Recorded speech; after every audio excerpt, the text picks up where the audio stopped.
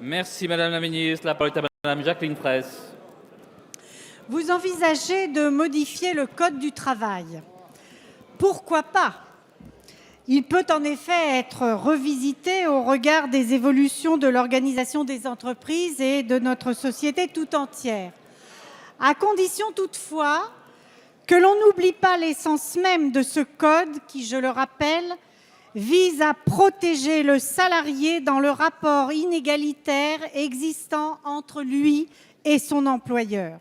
Nous avons en effet quelques raisons de nous inquiéter, car depuis le début de cette législature, toutes les dispositions prises dans le but annoncé de créer des emplois pour résorber le chômage l'ont été au détriment des salariés. Qu'il s'agisse de la loi dite de sécurisation de l'emploi, qui d'ailleurs serait mieux nommée de facilitation des licenciements, de celle sur la croissance et l'activité, visant notamment à généraliser le travail du dimanche et de nuit, ou encore de celle sur le dialogue social, toutes ont en commun de réduire les droits des salariés pour répondre aux demandes patronales et d'être parfaitement inefficaces pour enrayer l'inexorable montée des chiffres du chômage. Évidemment, le contenu du rapport Combrexel ne nous rassure pas. D'ailleurs, suite au tollé qu'il a provoqué, vous avez dû vous engager à préserver le SMIC et les 35 heures. Mais vous vous apprêtez à faire primer l'accord d'entreprise sur la loi, donc à mettre en place un droit du travail à la carte, différent dans chaque entreprise et de plus négocié sous la menace des suppressions d'emplois. Si ce projet aboutissait, il fragiliserait encore davantage les salariés face au patronat et complexifierait un peu plus le Code du travail. Madame la ministre, nous voulons... Merci Madame la députée. La parole est à Madame la ministre du Travail, de l'Emploi, de la formation professionnelle et du dialogue social. Merci Monsieur le Président, Mesdames et Messieurs les députés, Madame la députée Jacqueline Fraisse.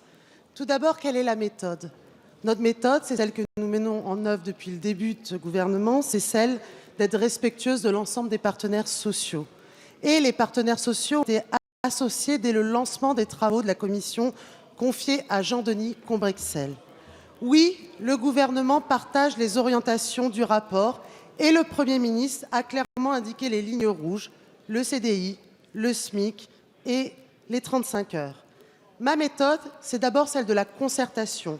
J'ai invité l'ensemble des organisations syndicales et patronales pour discuter des conclusions de la commission Combrexel. Je leur ai demandé une contribution écrite dont je présenterai le bilan d'ici la fin du mois. Puis, je poursuivrai la concertation tout au long du projet de loi, de l'élaboration du projet de loi qui sera présenté début 2016 afin d'être voté avant l'été. Ce sera donc une réforme, Madame la députée Jacqueline Fraisse, une réforme sous le signe du dialogue social. Et en dépit, bien sûr, des images déplorables d'hier, je crois toujours que la culture du dialogue a plus de force que celle de l'affrontement.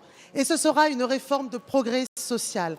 Les garanties des salariés seront préservées tout en offrant davantage de souplesse aux entreprises pour s'adapter aux situations locales. À l'inverse de ce que propose l'opposition, nous faisons confiance aux partenaires sociaux dans les entreprises, dans les branches et au niveau national. Chacun de ces niveaux doit apporter de la régulation et il s'agit aussi de rendre le droit du travail beaucoup plus lisible pour les salariés, mais également pour les chefs de TPE. Et avec le compte personnel d'activité qui sera inclus dans cette loi, nous permettrons aussi d'offrir de nouvelles protections et de nouveaux droits. Merci Madame la ministre.